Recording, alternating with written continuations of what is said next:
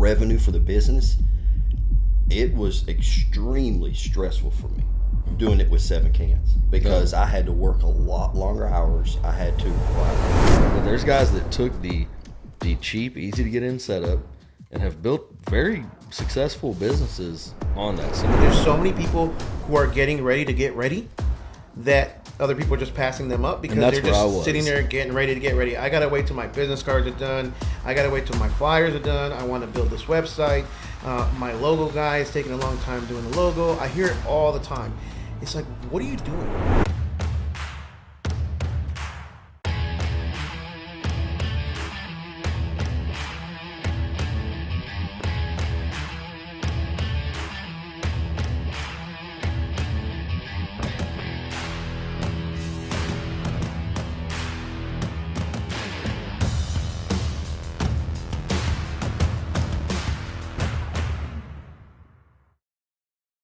What's going on, YouTube? This is Josh over here at American AF Dumpster Rentals. We are in a new HQ podcast room. So this is literally, we are the first podcast, first group, first everything right here. So, room's nice too.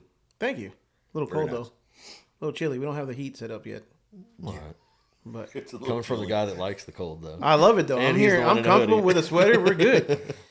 Anyway, so we are here with. I'm gonna have them introduce themselves, and this is gonna be like, well, we'll get to that. So let's go ahead and introduce ourselves. I'll start right to my right. All right, so I'm Brian Ray. I own North Texas Waste Removal. Been in business about almost 2 years now. It's been January of 23 when I started my business. This last year was a great year for me. First year I was like a fish out of water, but this year's been a great year for me, and looking forward to the channel and doing these roundtables. And I'm Dylan Dunn with Rhino Solutions, about 100 miles northwest of here, outside of DFW. I'm actually the new guy. Started April of 2023, so I'm the newest business. Talked to Josh a lot. He guided me, and I kind of dove in hard and heavy. First year, definitely, I agree with Brian, being lost, figuring it out. This year was a little more put together, but definitely learned a lot from these guys and our monthly lunches, and I talk to these guys pretty regular on the phone, and so I think that's what led to this idea was the information we all shared together and learned from each other, and so we'll see where it goes. Cool. Let's talk about that a little bit. So we are part of a group of guys. I mean, I wouldn't even call ourselves. It's definitely not an organization. It's not a. It's not a club. It's none of that stuff. It's more just like a networking group. Mm-hmm. We get together once a month. We have a group text message chat that I have on silent because sometimes it gets blown up like crazy. Yeah. But it's a good thing though. But anyways, so yeah, let's talk about that a little bit. How? I don't even remember how. I think I put it out on the channel. I think somebody, probably you kept talking about it. Yeah. And then we just put it on the Facebook group, like, hey, who wants to join or who wants to come and just have lunch, right? Yep. And you guys are both like OG. Yep. Day one, week one, I think, right? Because we had Ryan and his wife came to the first one, and Walter. I don't remember if Omar was at the first one. No, he wasn't. He came a little bit. So afterwards. it was the three of us, Ryan and Walter. Walter, I believe. Yep. Oh, at the taco taco place in place, Waxahachie. Yep, that's right. So. That was January, wasn't it? January, February. So we're at almost a year now. Was it that long ago? I think so. I think so. It was cold out. I remember that. Nice. Well, let's talk about that a little bit. So, how do you like the group, or what benefits do you get out of the group, and where would you like to see it go? I guess in this coming year. It's been really great. I say for me personally, and I've shared with y'all, one of the biggest things for me is when it's good. I love everybody else's victories. I mean, some of the new guys that started business this year and they're like, hey, I'm sold out. Like, I love sharing that. It's easy for us to get excited because we've been there. We understand how good that feels. When business is tough and I'm stressed, I'm like, man, I ought to just sell everything. I just need a normal job again. I'm not running 16-hour days and losing sleep at night. And then everybody communicates that too, and the struggles we have and work slow or dealing with stuff getting impounded, trucks breaking down. Kind of reminds you you're not the only one going through this. You're not the only one having a bad day or business is struggling, or we get to share our victories and our struggles together. And I think the one thing that makes it even more valuable is we do feed each other work. If we got customers in the area, I love being able to refer my customers to somebody I trust that's going to give them the same service, same pricing, everything that I would. I could just tell them, hey, look up somebody in Dallas that's too far for me. Or I say, hey, I got a few guys over there that I know aren't going to make me look bad for referring them. I know they're going to be taken care of. And then when we've had truck problems, you've had them, Dustin's had them, I've had them. You were going to save me after one of the lunches. When your truck went down, Chris was able to help you. And as a small business, most of us run one truck. I have a couple now, but if you don't have a backup truck and it goes in the shop even 2 or 3 days, like you're not going to catch up from that. You're going to lose work. And then on top of paying for the repairs, you also lost income too. Mm-hmm. So, having guys that you can trust to count you and will go out of their way to help you out because they want to see you succeed just as much as you want to succeed. So I think that's, on top of our sharing our information and helping each other out, I think it's a lot more personal. We all want to see everybody else do good. Mm-hmm. Yeah, and it's honestly, it's the same for me. A lot of it's really good knowing that I'm not the only one. I'm not the only one having down times. And when you have those, you start to really kind of question yourself on, am I doing things right? Am I working hard enough? Am I putting the time into the places that I need to put them into to make my business successful? And so when you start having the down times like I did 2 or 3 weeks ago, and start questioning yourself, when I could pick up the phone and say, hey, this is what's going on. And even if someone else in the group isn't experiencing what I am, just having someone in the group that I could call and talk to about that understands where I am. Mm-hmm. And it's been just a very valuable once a month meeting for me, just to kind of just reassure me, if nothing else, because honestly, none of us have been doing this a really long time. And so when I think you've done a lot of businesses in the past, this is my first company that I've ever owned. And I've explained on YouTube before, when I started this, I didn't even know what SEO was. I had no idea. And so it's been a big learning curve for me. And so when that doubt comes up, it's nice to have someone I can call and say, hey, I've been there. I know what you're going through. Just keep going and it will level out. At what point, though, are we sharing too much, right? Like, at what point do you guys feel that at all? Like, we're actually kind of going after each other's customers, or is there any kind of feel like that in the group?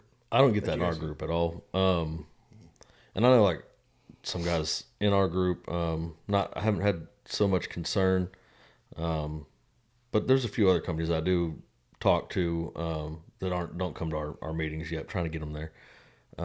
But a lot of times for that comfort level, if, say, they send me work, I re-rent and have them deal with the customer because I don't want them to ever think I'm trying to poach their customers. I'm helping them out. Or so I'm like, you deal with the customer. I did one for one of our other local guys. Nick. He had one customer I ran 34 40-yard dumpsters for in a matter of 3 weeks. And whenever I dropped the first one off, like, we call you when it's full? I'm like, nope, run it through Nick. Everything's go through Nick. I never even gave him my phone number because I didn't want him to ever be worried I was going to take his work or whatever. So I want to make sure I don't step on anybody's toes. I helped him cover them, and he's able to mark my bill up a little bit, make some money for being the middleman. But I think with our guys, everybody I've talked to, maybe not so much in our group setting, but you two and Dustin, I talk to y'all three the most. Well, and Andy, I talk to Andy quite a bit. But I don't have a problem like sharing real numbers or what I experience, what I do, just because I trust y'all, I guess. I wouldn't put this stuff on Facebook or be as transparent online as I am with you guys. But I don't feel that I share too much or even techniques because, well, for me, I'm kind of the only one up in my area. I got Andy's not too far. Nobody wants to go to your area. Right. No, far. So even if I tell you who my... it's all yours. But even if I tell you my customers or my system or who I've talked to, like, it doesn't affect anybody else really. Now, y'all are all a little bit closer down this way, but... Yeah, we overlap a lot. Right. But to answer your question is, not one time have I ever hesitated on sharing anything or thought it was too much. You run into my area quite a bit. The Kaufman area where my office is. And actually, to be honest with you, when you were in Crandall, and had those dumpsters on there on the highway. The first time I drove by and saw those, it wasn't, man, that scumbag is over here in my area taking my business. It was the first thought that came through my mind was, man, I'm glad he got business out here. I mean, it's just going to help his business. So I think most of us are like that in our group is we're not competition. We're there to help each other and build each other up and help each other grow their business. And I don't get that feeling at all. Yeah, it's not really like the video wasn't more, or this podcast wasn't more about, I guess, the group, but I mean, we share that in common. We have that in common, and I think that a lot of people could benefit with having a group like this in their area. Like nobody's.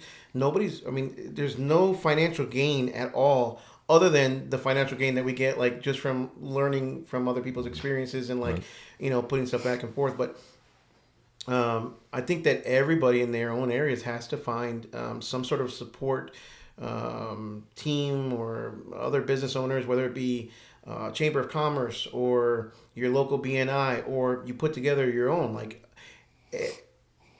every business owner can benefit from a group like this. And the thing is, in our group, there's not like there's no one common theme. There's not like, oh, we're all big truck guys, or we're all trailer guys, or we're all over $1 million guys, or we're all under $50,000 or $100,000 a year guys. It's like a good mix of just different companies, different company sizes, and we all kind of. I mean, if you can't learn from all, how do I say this? If you can't learn from people of all different types of company sizes or revenue, then you should. Then there's probably an issue with you. Like you should be able to learn. Like if you're a $500,000 a year company, you should be able to learn from the $100,000 a year company, the guy with 3 cans running a trailer, and you should be able to learn from the guy with 500 cans running 15 trucks. You should be able to learn from everybody, as long as everybody's kind of sharing and open with each other. I think. Yeah, an example there. Just in the last week, let's catch up on some videos from you guys. And when you did your business plan, when you were going over that video, yes, it was funny. Our numbers last year were almost exactly the same. And this year I'm a little bit over, but I was sharing with my wife. She was watching it with me, and she was like, "We're supposed to run the same numbers." She's like, "How many dumpsters do you have?" I was like, "I think it's 7." She's like, "So you've bought 3 trucks and 20 dumpsters, and he's making almost the same." That's what I mean. I'm like, but I mean, really, like that was that realization. I'm like, hey, like you said, Clayton did for you last year. Yes, you need to maximize these 2 guys. So I told her, I said, "All right, you're right." So if he can do it with 7, I got 20. I need to be doing better. I won't buy any more dumpsters until I bring those numbers up. But that was, you kind of check me on it. Josh even referenced your video in the live the other day, said he made him want to do a better plan this year. I missed that. Yeah, you did. But I mean, that's one of those that you're bigger than both of us. He's been doing it longer, but I jumped in heavy on equipment. So I went in equipment. So kind of that, you're the bigger guy and been in business longer. He's been in business longer. I've got more equipment than he does, but I'm still learning from him, related stuff to him, the business stuff, the profit first. He's going to introduce all that. Mm-hmm. So yeah, we all definitely can learn on different levels from everybody. I think that's very beneficial. And I mean, you being the YouTube star, you are. You don't get that big head, or remind me to get an autograph for me. Yeah, I got some free. But you don't get that big head of. I found you when I was researching this, and then I bugged you for a couple of years where you told me just to shut up, buy a truck, or quit talking about it. But you don't hold yourself really high. You're pretty humble in the fact of listen to what everybody got to say. I mean, you've called me and asked me for advice or thoughts on stuff, and I think that's really important instead of seeing it as a competition or I'm smarter, I've been doing it longer, or whatever. Just to still be open-minded, because everybody does something different. Everybody has different backgrounds, experiences, and we can definitely benefit and learn from each other. Yeah. The getting back, when you're talking about like the networking and everybody can learn from one another, everybody needs this. Got me thinking of, I went to a business conference not too long ago, and a guy made a comment that if you're the smartest person in the room, you need or if you're the smartest person in a group, you need to change groups. And I see that a little bit, but I also see that, well, maybe you just need to change your mentality a little bit and humble yourself to where you can not see yourself as the smartest person or the most successful person, but that you can learn from just about anybody out there. Someone Right. that's just starting might be able to give you a little nugget in your business if you've been doing it 10 years and have 300 cans that could help you. And so maybe it's not just find another room or another group, but maybe to really check your attitude a little bit and humble yourself a little bit where you can learn from anybody. Yeah, and that's where, to be honest with you, that's where the channel has come in and helped me, because it's opened so many doors. It's ridiculous how many friends I've made in this industry, or how many people have reached out to me, and they're just as open and willing to help. Where I feel like I almost owe them, right? I owe them my time, my videos, and whatever the channel, whatever I can bring to them to the table, because they've done so much for me, or you guys have. I mean, we all just help each other out, and it's pretty cool. It's not a kumbaya moment. We're not going to hug it out, but we probably should. But no. But anyways, let's talk. So we're at the end of the year. He missed my video, of course. Yeah, obviously he didn't see it, because he doesn't follow my channel. He probably unsubscribed. Yes, I do. But- I mean, I do it from the I just gym. haven't joined. We did. I've subscribed. I You just didn't haven't join. joined. No, you don't have to join. I did a live last week, and I was talking about your video. I was talking, and I shouted it out. I told thank everybody to go over there and hopefully subscribe. But you did have a good video talking about your business plan, and it's the perfect time. Matter of fact, I mean, just like you said, and I agree as well. I mean, we should look at next year, probably a month or two ago, really. You know what I'm saying? We're a little late, but you brought up some valid points, and while I've never been the guy to literally write down a plan on paper, I've never been the guy to, I always fear that if I write down my goals, I will fail at them. So sometimes I say, well, it's easier to not write them down so that I don't fail, and just kind of see where life takes me. And that's the way I've always done my life. But I also feel that's a cop out, right? That's almost like a weak man's mentality. So, anyways, you miss going every back, shot you don't take. So say again? You miss every shot you don't take. 100%. Aim for the moon, land upon the stars. Right. Kind of that deal. Yeah, you're right. Even if we fall short, at least you're kind of focused Right. on a goal. Right. I mean, I still focus. Don't get me wrong. Like, I feel like I go at it 100%, but there's not that. Sometimes there's not that pressure to make a certain revenue dollar, or there's not that pressure to make a certain goal. And if you fall short, that's okay. I guess either way, if you fall short, that's okay. Just try better or try harder next year, right? Or whatever. But your video, again, we'll go back to that, really talks about looking at next year, really setting up goals, really writing it down. And I think that's really important for a lot of people watching, especially if they're just starting out, to set up. So how do you, I think you set up a revenue goal. You set up what other goals did you set up? It had to do with software and things like that. But the goals I set last year will probably be a little bit different this year. And you always hear the SMART method as far as setting up goals. And part of that SMART method is making your goals realistic. And I say bullcrap on that. You want to make your goals and the things that you want to achieve in your business unrealistic. So let's say that I think next year that I did 160 this year. Next year, let's just say I want to do 225. That's a realistic goal for me as far as the revenue part of my business plan. Well, I'm not putting 225. I'm putting 275 down on there. I want something that's really going to motivate me, that's going to make me dig deep, and for me to have an unrealistic mindset of where where I want my business to be next year, 3 years from now, and 5 years from now. And doing that, if I don't hit 275, but I hit 250, that's 25,000 more than what I would have set if I made a realistic conservative goal, right? Yeah, conservative goal. So that's kind of where I come from, and that's with anything. That's with increasing my inventory. The problem with that is if you increase it too fast, then you're sitting on dumpsters and you're sitting on inventory that's not being utilized. And so that part to me needs to be more realistic. But as far as where I want my business to be as a whole, I want those unrealistic goals there to really motivate me, to make me dig deep and push me. So to touch on that real quick, so that's where you and I differed this year. Yes. Because I came into 2024 with 8 cans. Yes. So about 12 more this year. In 2024. Yeah. Because it was that deal, like you said, you're going to optimize. And I know Clayton kind of planted that seed. Great.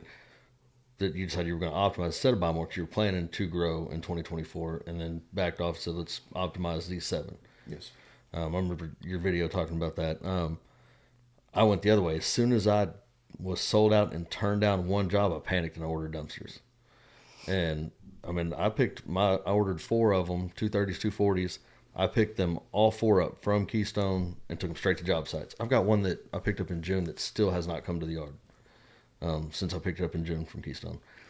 But I figured out if I missed one job, I needed more dumpsters. And when I ordered this last round, I missed 7 jobs in 7 days because I didn't have dumpsters. And like Josh knows, getting in the 30s and 40s, that job isn't usually one dumpster. That one job is usually 3 or 4. So in 1 week, I missed maybe 20 dumpsters. Heck, that dang near paid for them. Yes. And so now I've got quite a few sitting in the yard, a lot more than I'm comfortable having. Me too. But during the summer, because I was running 14, I think, for the majority of summer. And I stayed sold out for 3 months. If I would have had more, I would have sold more. And so that's kind of how I balanced the idea on buying more, where you wanted to make sure you stayed consistent all year, which I mean, there's nothing wrong with that, but I just wanted to share that different mindset. You're like, I'm going to make the best of these all year. And I'm like, if I miss one job, I'm buying more. And now, granted, I had them, some of them, especially the ones I just got last month, some of those haven't even gone out on jobs yet. But see, that's where business is so funny, because there's absolutely no right or wrong answer. Right, It's not like there's not a blueprint written out. There's no instruction manual that says like, hey, this is exactly what you're supposed to do when you're supposed to do it, because what you do may not work for him, and what he does may not work for me, and what I do is not going to work for either one of you guys. Right. Like, we're all on our own path and on our own journey. And that's why it's so dangerous in my eyes to copy somebody else's journey, right? Because there's so many different circumstances and so many different things that are involved in making in forming that person's journey or that person's route on growing their business. Excuse me. That's also why it's really important not to be like to speak in absolutes, right? That's something I've tried never to do on this channel and anywhere, because again, what works for me is probably not going to work for you. You're running 30s and 40s, right? Your turnaround time is going to be, I guarantee you, is probably 2 times or 3 times longer than Brian's here. You know, like your not turnaround time, your length of rental, right, is probably a lot. He probably turns his cans a lot faster, especially this year. I'm sure he's really becoming more efficient with the cans that he has, and he can turn them around a lot faster because whatever reason he's got smaller cans, or he's got maybe more residential customers. I don't know exactly, but I'm sure he's turning them around a lot faster than you are. And some people like to sit on 30s and 40s a lot longer. It's just, again, there's no right or wrong. I think that, whatever works for you, if it works for you, great. And if it doesn't, tweak it until it does. Well, and that what you were just saying is kind of the reason we all talked about doing this, because here's 3 different paths. Right. All 3 of us approached it different. We all started different. Trailer. I started with the truck, single axle. And then both of y'all started your businesses based on your 15s and 20s. Well, then 25s. 25. When I just had 15s and 20s, I wasn't very busy. Now, that's another difference. I didn't do any SEO. I didn't even have a website until this year. I did everything on notebooks last year. I was very unorganized. I believe it. But so, I mean, we all approached that difference. But y'all had a good, well, I mean, Brian's still running 25s and under. You had a good couple years, almost 3 years, right? Before you got into 30s and 40s. My business really didn't start taking off until I got 30s and 40s. So most of my business has been based around 30s and 40s. I try not to even run 15s, honestly, and 20s. If I'll do them for concrete, brick, stuff like that. I just think there's too much competition with the trailer guys for me to try to run a tandem axle truck for a 20. There's not as much money in it. Just because my fuel mileage at 5 miles a gallon, it's not worth running that truck if you can get 20 miles a gallon doing it. I wish I So could there's 20 just- miles ago. I was going to say, I thought y'all were talking about that at lunch. Y'all's empty mileage. No. No, not Okay. that high. Okay, because I was pretty impressed. I've never seen 6 miles a gallon in this truck. So for me to try to run the smaller dumpster, there's just not as much profit. I'd rather pass that work on. I'll take them, like I said, with dirt, concrete, brick, the heavy loads. But other than that, I pretty much only run 30s and 40s is what I have kind of centered my business around. Well, your model's different than mine. Right. And that's why it's nice to talk about this, because we have exactly. totally different opinions and views. And then not only is your model different, your background's different. You had those commercial clients already. I had zero going in. So I had to find that balance between commercial versus residential. And to be honest with you, running the smaller cans, 25s and less, even though we were able to do relatively the same income or revenue for the business, it was extremely stressful for me doing it with 7 cans because I had to work a lot longer hours. I had to spend a lot more time making sure there was no full cans in my yard. Everything was dumped. I was having to change things nonstop. And so it was a lot more stressful to do it that way than it was to have the inventory and just be able to keep the cans out. So there's pros and cons to whatever way that you're going to approach things. Your business model is different from mine. It's working for you, so have at it. So I'm trying to think. My last time I looked at the report, I think my average ticket price was like $7.52 per can this year. See, mine was significantly lower. Right. than that. So you would have run twice the cans Yes. to hit the same numbers. Right? Exactly. So, did I utilize my cans and make them as efficient as possible? Yes, but there was some cost that came along with that as well. A lot of time away from my family, a lot more stress, having to really convince these commercial clients that it was okay to work with a company that had 25 and 27 yard dumpsters versus 30s and 40s. I had to do a lot of convincing and things along those lines to not only get the commercial clients but to keep the commercial When clients. you got creative on how you did that, after Yes, I you did. explained it to me, I'm like, all right, that was Yeah. pretty slick. Yeah, But I mean, how you sold that, because I've had customers that, even family members that are in construction that, let me know when you get 40s. I'm like, well, I got 30s. Nope, 40s. I'm like, come on, dude. Like, nobody likes 40s. No. But I bought 40s, but I have 2 customers right now that only want 40s. They won't touch a 30. They'll wait for 4 or 5 days till I get a 40 available to bring it to them. So I don't know how you got in. I mean, you told me how, but I mean, that's impressive for you, because I know how stubborn they can be on the commercial side. They can. And so for you to be able to come in as one of the trailer guys and sell that, and you did a good job on your justification. I don't really know that I want you to tell everybody that, though, how you did that, because if other people start using it, I mean, I might feel it. Right now, I don't compete with y'all, but I mean, but for every one that he gets, I'm sure there's probably several that, like, let me think about it, I know, right? absolutely. Right. There's so many people that we turned around or turned away too, that I was like, I don't want to turn away that many people. Like, where can this business be if I decided to go bigger? Not saying that's the right way either, but yeah, I mean, how much? Well, we'll leave that for another day. Yeah, but I did have to turn away quite a bit, Yeah. and then what got me through that was it really irked me to say, you know what, I don't have 30s. Well, I have to have a 30. Okay, well, call Josh. I'm gonna give you Josh Roan's number. He's gonna set you up.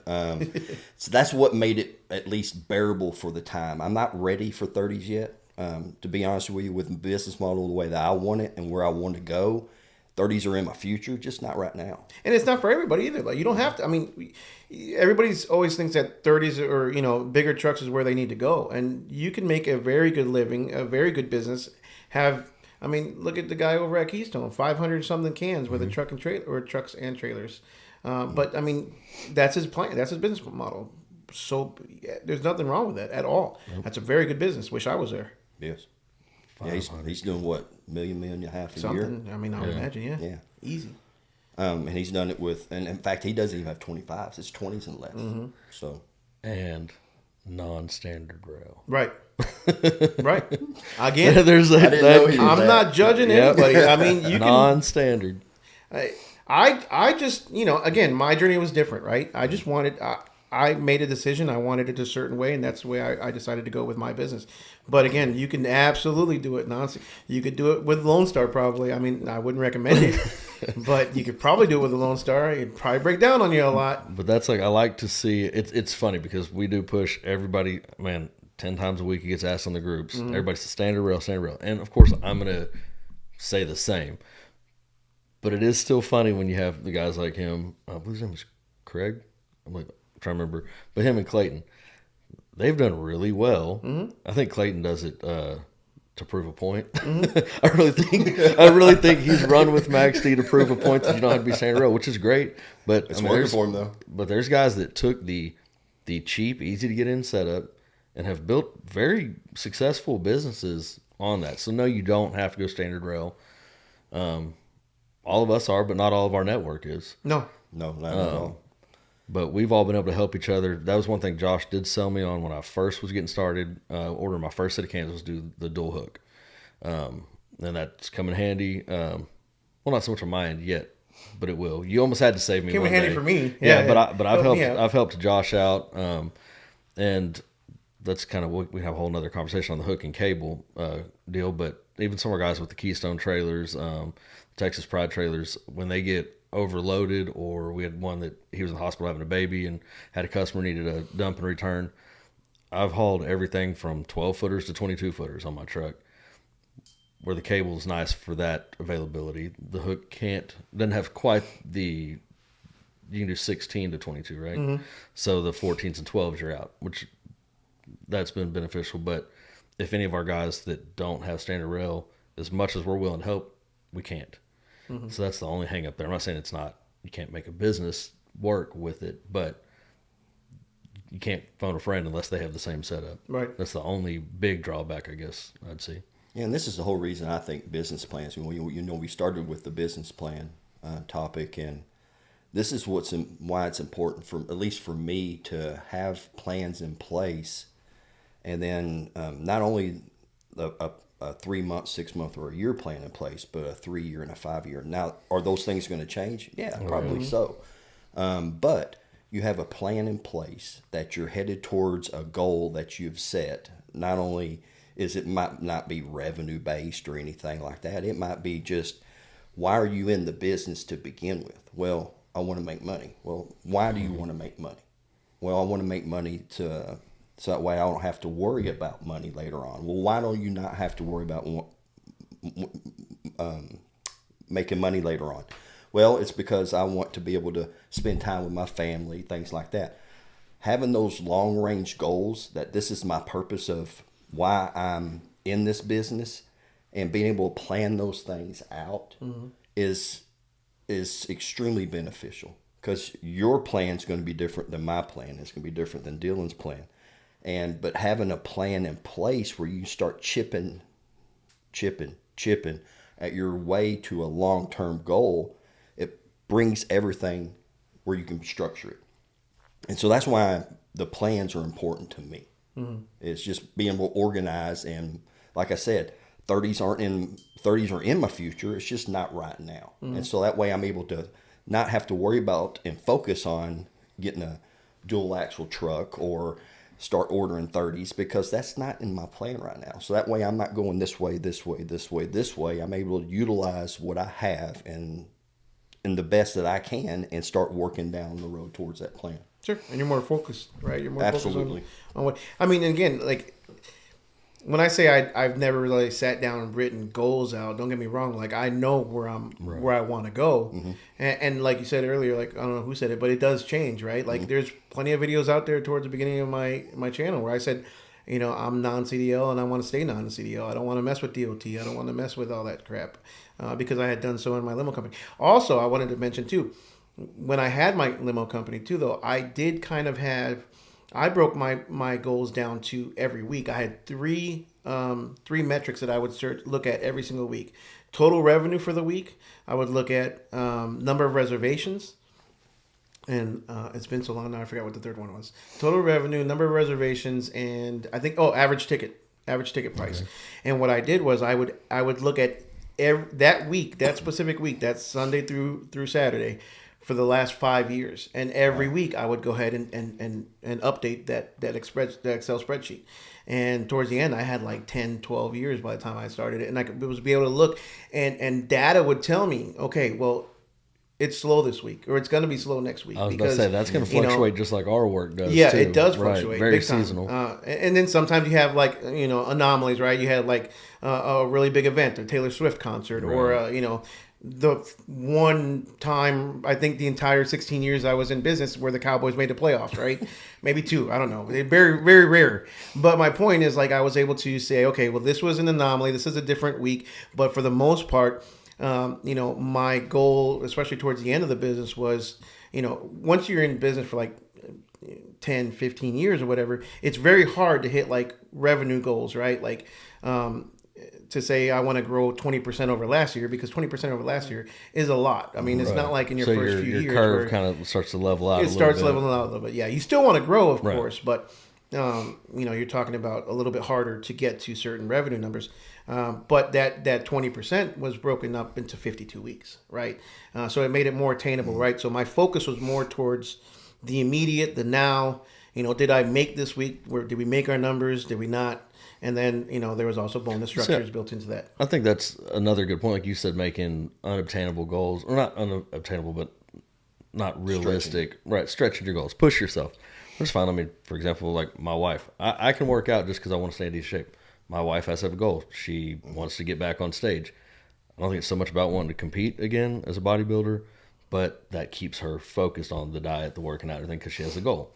So she kind of has your same mindset there. I kind of like the Dave Ramsey deal where pay off your smallest debt first. Take the little things with that snowball. That snowball. Right, but it's don't pay attention to interest rates. Take the small one because you need those little victories. So I think it's probably important to have goals both short term, attainable, plus reach for the stars. I think that you kind of, for me personally, I would need both to stay motivated. This year, I'm going to do a business plan. You motivated me to do that. But one thing I am changing for 2025 is even for my age, I'm kind of an old guy, I guess. I'm not real good with the internet stuff, the social media. My business, I don't think I've posted anything on my Facebook page since like August. I'm just horrible about it. But I understand that the online presence is a necessity. So I've started working with Ronnie. Ronnie Knuckles is going to build my website and handle my SEO. Try to make me show up on Google, hopefully on page one, because I'm not there right now. But so I'm going to try to catch up with you guys as far as being online and see everything I've done to this point is word of mouth and referrals, which is something decent. So with me implementing that, plus obviously you still got word of mouth and referrals, like I've set the goal for myself to double my numbers next year, nice. which I don't think is unattainable, because I did this year off one truck. Now I've got two, so I'll be running 2 trucks. I've got 6 more cans at Keystone I need to go pick up. Mm-hmm. So I think between twice the trucks and from what I started 24 with till starting 25, I've pretty much doubled my inventory. So I think it's completely doable. Sure. I'll be really impressed if I hit it. I'll be glad, but I think it is doable. So I understand kind of that reaching big, but I do want to focus more on some of the smaller victories, some of the things, just because it feels good when you hit those. I don't want to wait till next year to see where I end. I do need, each season. That's what you're talking about doing weekly. Obviously, we don't have the history. You've been in 4 years. You started 20, right? 2020, yeah. Okay, so you're 4 years in. So you do have a little bit of track record, but add 30s and 40s changed that whole game too. But I think it would be good, like, even if you did it by quarters. And the first quarter was really slow for me last year. I don't think I even. It's embarrassing. I think I was averaging like 10 a month up until like April. Then May went crazy. May, June, July, August was horrible for me. Which you had said something about setting records. That was a record month for you this year. I think was August, and I'm like, that was my worst month in the last 6. And then September did great, and October started slowing down. It was kind of hit or miss. I think I had like 2 dead weeks, 2 busy weeks. But it was really weird in August when you were talking about. That's when we're in the same market essentially. Yeah, I but mean, what's weird is like that could be literally just one customer, right? For Right, us, true. it could literally be just one customer, one good sized project. That's what it was for me. Yeah, it's all of a sudden your numbers are skyrocket. Now I don't think August was like that. I mean it was a combination probably for me, Right. but all it takes is one. when really you're good like, this is customer a for great month, and I'm like, man, I've worked 2 days this week. I've been fishing. What are you doing? No, but I mean, it does kind of change. But I do think I'll probably set quarterly goals. Okay, here's what I did last year. Let's figure out what I want to beat it by. I have that extra truck now that I just got a good deal. I couldn't pass up on it. But so I do want to start planning. Probably spring I'll hire a driver to put in there full time. Well, they'll probably drive my main truck. I'll drive the backup. But follow your lead on that. Let me be part time. Let them run full time so I can go shake hands. The internet, the Google stuff's never been my thing. I use Google to find local contractors, and I write their addresses down, and I go to their offices, knock on doors, shake hands, and meet people. I don't like the emails or the phone calls. I go knock on doors. I'm still kind of old school like that, I guess, but I still want to get back to selling my business, not necessarily being in the truck all day. So that's one of my big goals for this next year. And I think what you had to say was really important because you brought up when you were talking about your weekly goals with the limo company, you were talking about the comparison about this week being down or next week might be a time based on your prior years. Knowing that you're going to have some downtime or to expect some downtime. This is in most the country, this is a seasonal or a semi-seasonal business. And so knowing that you're going to have downtime and have the plan to prepare for that is important. People not preparing for it's why we see so many trailers and trucks and everything going up for sale come Christmas, January, and February. They financed it. They don't have the revenue. They didn't plan for it. They don't have that 3 to 6 month cushion. And so now they're having to sell it or get repoed. So knowing that based on last year's projection or last year's numbers and the year before that, their numbers, this is what I can expect. And that way I can plan for it. See, I'm in a bad boat right now. So I had a really good year compared to 2023, but I used all that extra money to pay off everything, to be debt free except for my truck. So I made a good business decision to be debt free, but in the meantime, I didn't stack enough money away to get me through comfortably where I didn't have to worry and stress December, January, and February. So there was a consequence to that. So just having those numbers and realizing that those numbers, if you don't have them, then you're just kind of shooting from the hip. If you're not using what you've done in the past and you're not using a plan or you're not using these things, as far as it is for me, I don't like shooting from the hip. You're going to have to a certain extent, but I don't like just running my business just off of a whim. So that's where it could really help you and benefit you. Yeah, I mean, data-driven decisions, right? At the end of Yes. the day, we all know summertime is busy for us. March will pick up, but that'll be a time when it's like, that's why I feel like my next big purchase will be Q1, end of Q1, beginning of Q2 next year, possibly to get into a second tandem truck based on how it's been the last several years. Right. But I don't know. Those are all, it's these kind of conversations though that really get you thinking, right? On how to grow. Where should I grow? Should I keep growing, or am I happy where I'm currently at, right? But where are we at, David? 40? 44 minutes. Gotcha. So I kind of, you said you paid everything off. And that's where I said we do things totally different. That's great. I've spent $70,000 in October to get another truck and dumpsters. And everyone's like, we're going into winter. I'm like, I know, so I'm going to be ready in the spring. Yeah. But, Well, there's something to be said for that. right, it's just about a few months. But, I mean, work has slowed down for sure. But I do have some jobs going on. And I'm like, it'll pay the bills. But so people are like, you really going to buy a truck right now? I'm like, yep, I'm doing it. Yeah. We'll find out if it's right or wrong. I've had a business prior to this. I was very conservative in it. I just kind of went with the flow. Long story short, I put all my eggs in somebody else's basket, just followed their lead. When they sank, I went down with them. It's been a few years recovering from that. So I was gun shy to start. And I bothered Josh for a couple years. And that's when finally he's like, man, if you don't do it, somebody else is going to. Either do it or just stop.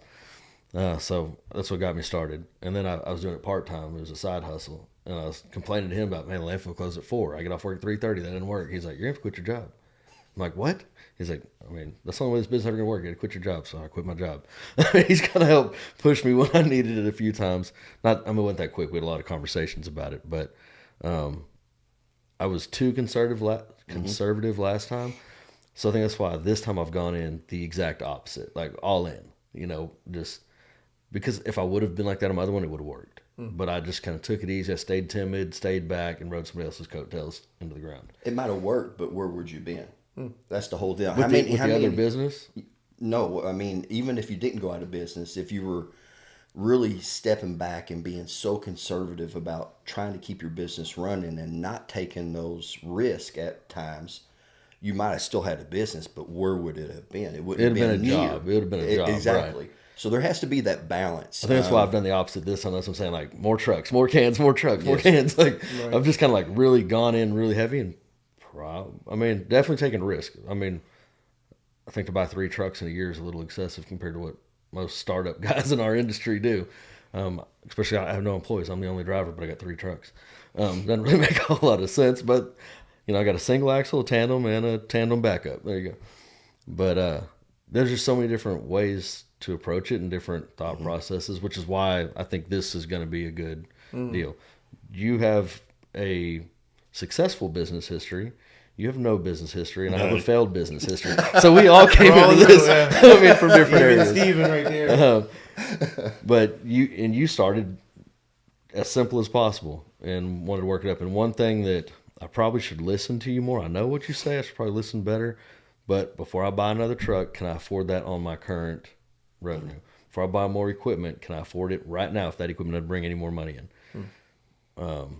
I think that's a really good, if people actually pay attention to that, the guys want to go from a trailer to a truck. When do you get a truck, or when do you buy another trailer, or when do you hire a driver?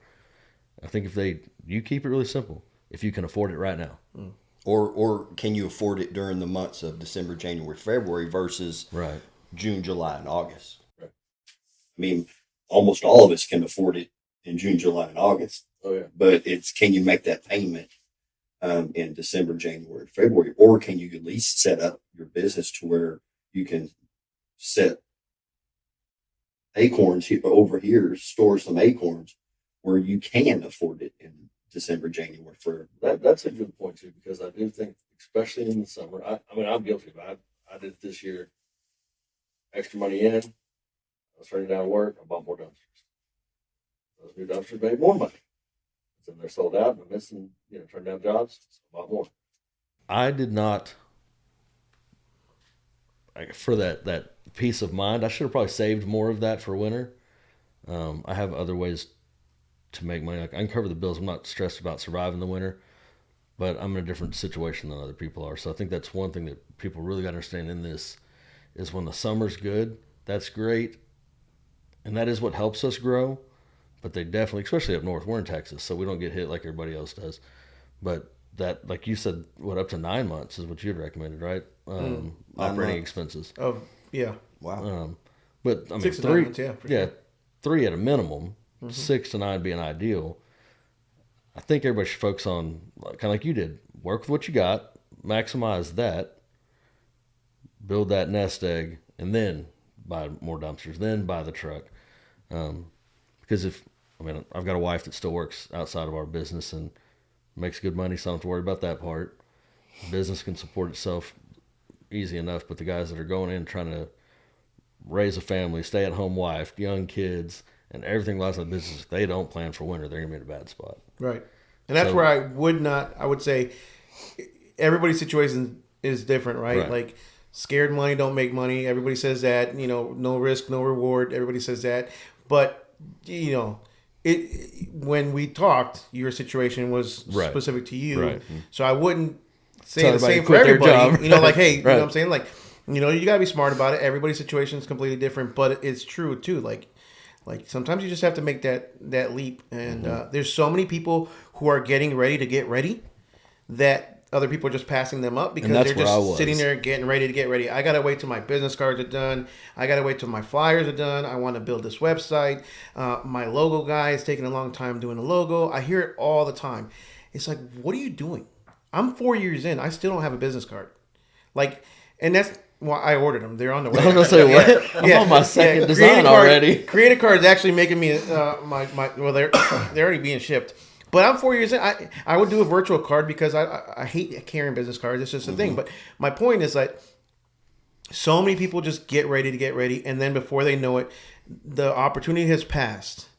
Right? Either bad timing, something with family, something with job, whatever, and then it's too late.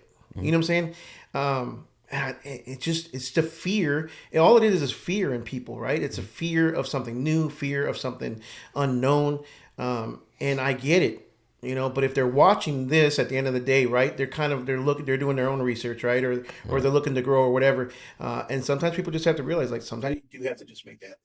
Don't go out and spend all your whole life savings and like whatever, but you know, be smart about it. But you got to make that. You know, at some point, I got on my first one. I got out of the oil field with money. I blew all of that and maxed out credit cards. At the end of the day, nothing to show for it. An empty bank account, maxed out credit cards. Mm-hmm. That was my first business. So when I started another one, my wife, she's like, "You're really gonna do this again?" Nope. And she, that's fine. As long as I didn't do the same business again, she was okay with it. She's like, "All right, I got your back. Whatever you want to do." And I live behind that fear. That's to be completely transparent. You know, when me, you, and Clayton had had supper, and he asked me that, and you kind of chuckled at it, which you kind of slapped me in the face too. So, but I appreciate it. It motivated me, but I'd be dishonest if I said that was solely the only reason I didn't buy any more inventory in 2024. Some of it was I came up with this deal is I want to grow my business and I want to scale my business in a financially smart way. And I hid behind starting my business in a financially smart way on putting myself out there even more and bringing on debt because I was fearful that I would bring on too much debt and my business would fail.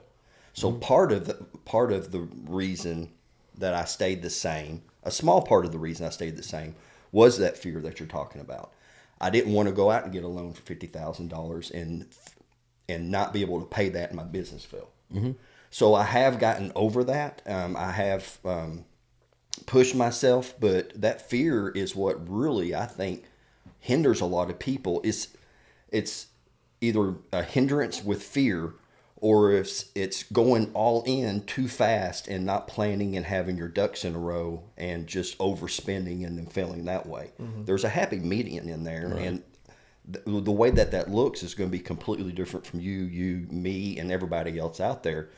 But you need to kind of stay within those guardrails and not go too far one way or the other, or you're going to be stagnant and your business isn't going to grow, or you're going to go in and financially bankrupt yourself because you don't have the capital to pay your bills. So there has to be that happy median, but don't hide behind the fear. I did that, and I'm not doing it anymore. So my justification on getting more dumpsters, because it was the same thing. My wife was nervous when I was placing, I think I got some in October, more in June, and more in October again. Mm-hmm. So fairly quick, I was placing orders. You did the DRS. Have you done one through like Streamline through Nathan or anything? Nope. Okay. So like I did paid cash for the first order, Streamline on the second one. But that one, it was once I went over the numbers, taking out dump fees and costs. Basically, of my new dumpsters, I had to rent 3 a month to cover that payment. Mm-hmm. If I get 6 new dumpsters, between those 6, I better do at least 3 rentals a month out of 6 dumpsters. So they pay for themselves. That's what we talked about that when you had your DRS. That was when you're looking at your numbers, you can't base it off your regular numbers because those additional. When you did the DRS, what was it? 6? 10. 10. So it's like, okay, those 10, that's new money. Yes. Absolutely. And that's what You can't base it changed off me think. the original Exactly. numbers. That's 10 new More. revenue Mm-hmm. sources, right? And so that's how I just right now I might have a whole order dumpster in my yard right now, but the other ones are still out making money. But that was one thing that held me back because that's what I talked to my wife too. She's like, "We can't really afford that right now. Do we want to take that on?" I was like, "Well, here's what we're making off these. If the new dumpsters all go do the same thing, it pays for itself 8 times a month. Right? It's easy." That's where when you were talking about debt a minute ago, debt is not a 4-letter word, right? No, but it absolutely depends not. on what kind of debt you're You talking did a about. video on this.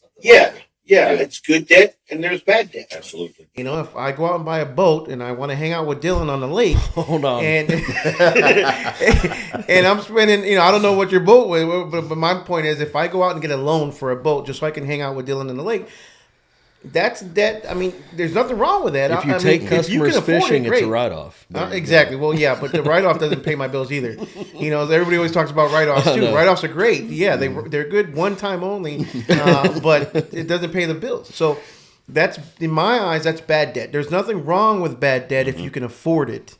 Right? I'm not here to point fingers and say, "Oh my gosh, you went out and you bought yourself a sports car. How dare you?" No, like, it's your money, that's your life. But my point is, like, to me, that's bad debt. I have bad debt. I mean, again, there's nothing. It's not. But I also have really good debt. So I have good debt that makes me money, and the good debt is what helps you grow a business without using your own money, right? It's the bank's money. I mean, bank money was good pre-COVID because it was almost free money. It was 2% or 1.5% interest rates, whatever. I'd rather spend the bank's money to help my business grow and use debt to buy assets that make me more money. And not saying the DRS loan was the best option, but it was a quick option.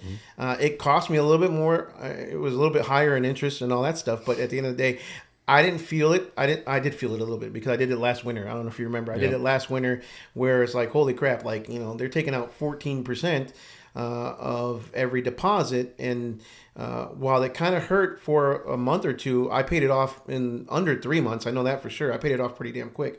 So, which was nice. And then next thing you know, I had 10 cans that were 100% paid off, and they're still making me money to this day. And they'll make me money for the next 10, 15 years. Right. So, good debt, bad debt. So there's nothing wrong with either one as long as you can afford them, and it's even better when you can make money off of debt. Like one more example. These trailers that I bought. Now I'm starting up another business, which is a part of American AF Dumpsters. It's American AF Trailers. So now I'm going into selling trailers. Well, instead of taking out cash is king, right? I mean, what do they call it? It's emotional. It's emotional. Yeah, it's very emotional. I cry with my cash all the time. But instead of going out and paying cash for it, taking cash out of a bank, I like cash flow. All right, I like having cash, but I use credit cards. I paid off I think I gave them around $30,000 for a whole my first batch of inventory for this trailer business. And am I scared of not paying it off? No, because I know I have an asset that I will be able to sell. Maybe I won't make that much money off of it, but at least I know I'll be able to break even, right? Worst case scenario, I'll sell it and break even and at least just pay it off, whatever. But either way, at the end of the day, like, it's good debt because I'll be able to make myself some money, pay off the loan, as long as you're smart about it, right? If I go sell those trailers and then I go buy that boat and hang out with Dylan, well, then that's not the right choice, right? But I got to make sure I pay off those credit cards, and then I'm going to recycle it, buy some more, and continue to grow that way using somebody else's money. Yep. Part of my business plan, and it reminded me when you were talking about it, made me think of your trailers, your new venture, and then you also have your houses too, the flip houses. And so I'm that way. So like my name, Rhino Solutions, I didn't do anything dumpster or waste named because I wanted to be able to diversify and offer different services. My wife keeps me in check, thank goodness, because I start, hey, we can do this. I get one phone call for porta potties. I'm like, hey, let's get porta potties in the back truck. Yeah. And she keeps me in check. But do you think when you said you don't write everything down, do you leave yourself open to expanding? Like, because you did the flip houses within the last 2 years, right? You went to the tandem truck, flip houses, now trailers, and you have a bunch of stuff going on. Was that pre-planned, or was it like, hey, we should do this, and like me, within 90 days I'm doing something? So I've always had real estate. I dabbled in real estate Okay. before the 2008 crash. I got stuck with 5 houses in '08 when we first moved here because nobody was selling and whatever. So that's why I stopped doing real estate Okay. for quite a while during the limo. So I thought the last couple of years, I thought that was new. No, Okay, I didn't know no, you I've had done real insurance. estate before for a while. But a lot of it is on a whim. No, and I say it's on a whim, but I think about it a lot. I put a lot of time and effort into it, and I try to find ways that complement each other, things that complement each other. If it's just two completely separate businesses, that's going to be hard because I think as human beings, we have to really focus in on, I don't know. A lot of people say diversify, diversify, diversify. I say that as well, but I also say like you don't give 100% if you're trying to give 100% over 10 different things, right? Oh, for sure. So it's really hard to diversify, over a span of 10 different businesses or 10 different ideas, and really try to focus If and they're grow not all one. parallel. If they're not, right. if they don't, Or at least help each other out. complement Each other, correct. I mean, be like, we're really busy in the summer, so if you're going to diversify, maybe pick something that's going to really help you out in those winter months when Sure. you're down. Right. Hopefully, and utilize equipment that you already have, or what I'm saying. I mean, again, that's why porta potties Storage goes kind of hand in containers. hand with dumpsters, right? You can kind of sell a porta potty with a dumpster. You can you can do fencing. storage containers. You can do fencing. You can do stuff like that. But before you go and spend all that stuff, just make sure that you can afford it, and that you have the clientele is the only thing I would say. Like, don't just go out and buy equipment. Don't go and build the baseball field or the field of dreams and hope that they will come. I'm saying? You've got to try to make sure you're able to sell it before it even comes in.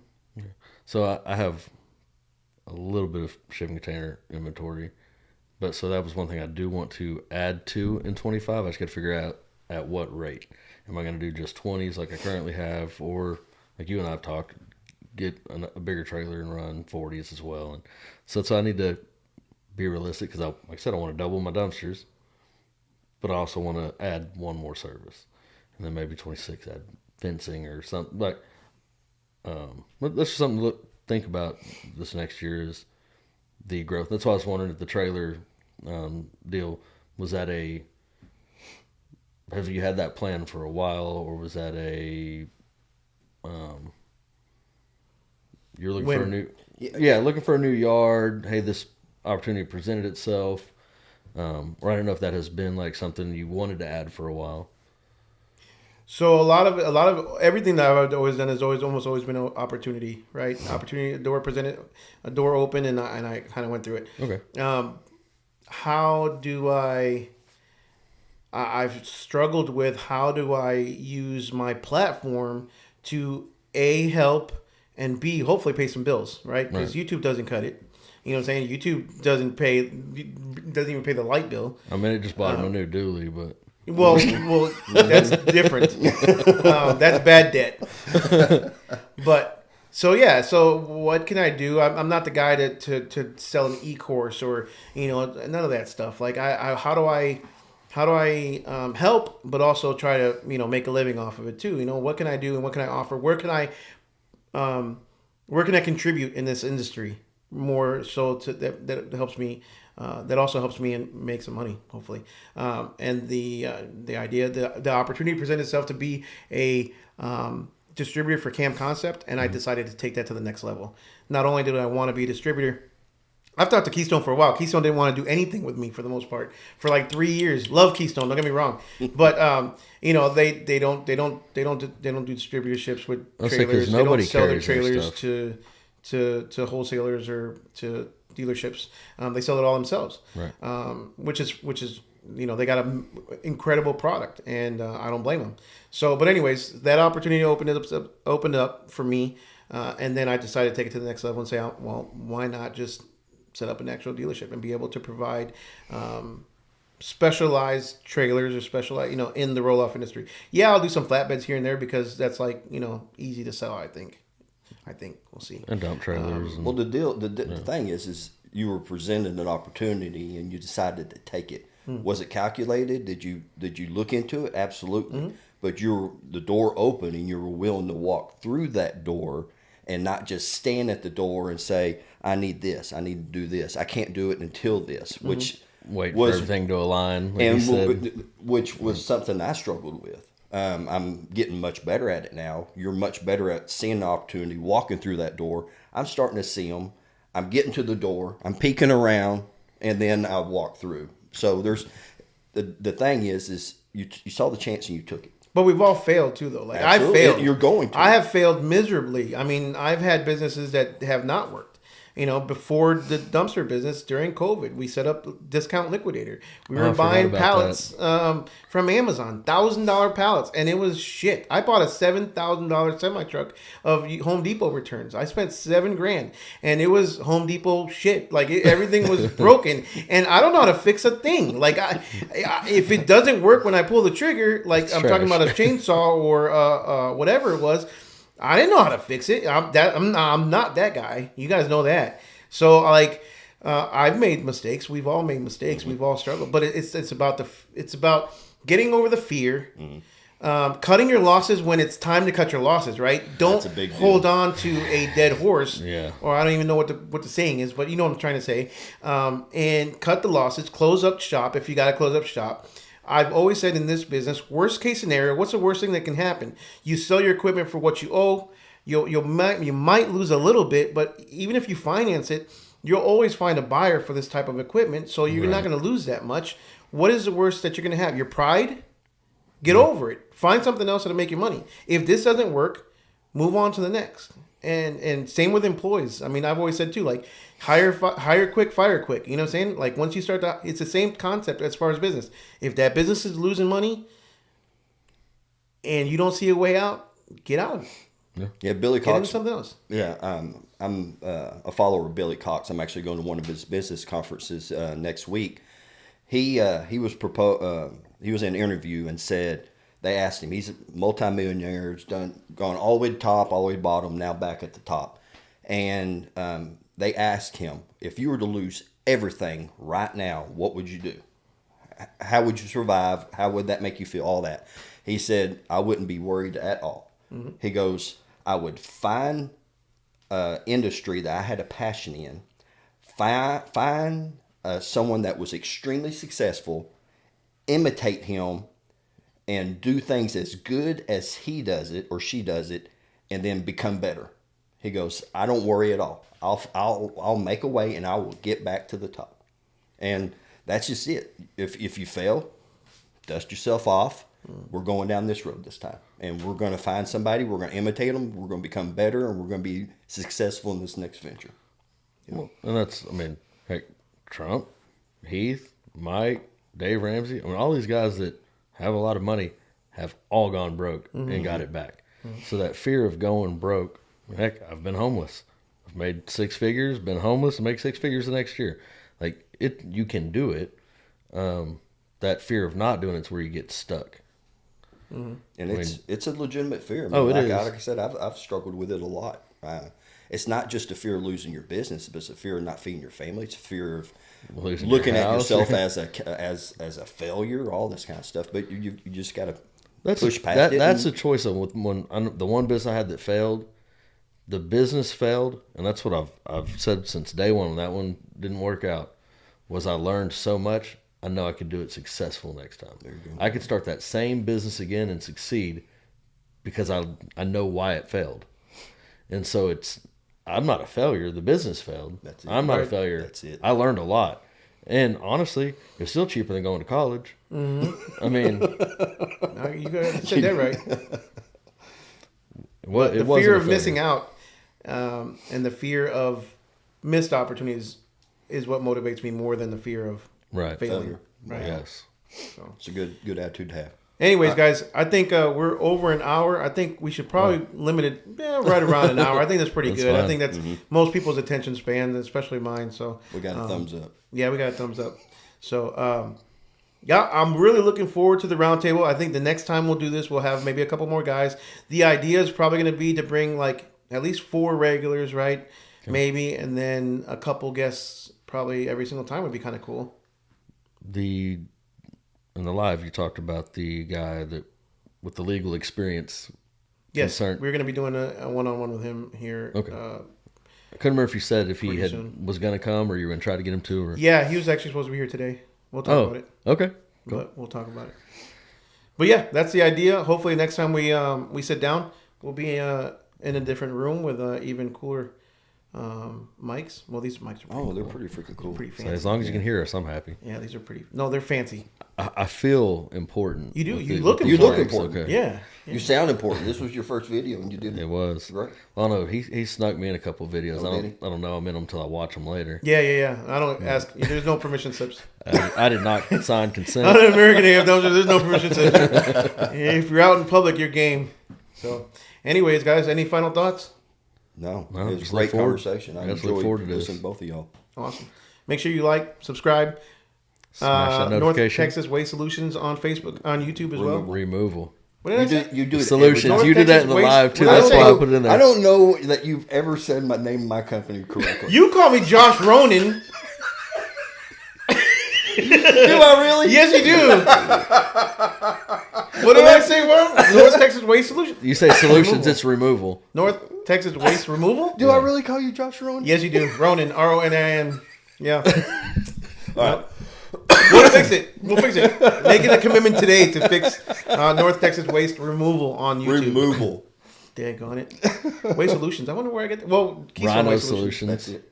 Solutions. No one cares about Rhino Solutions. Well, I thought you were going down the line. Every time I have to say Rhino, I always have to look up the picture on YouTube just to make sure I remember I said it right.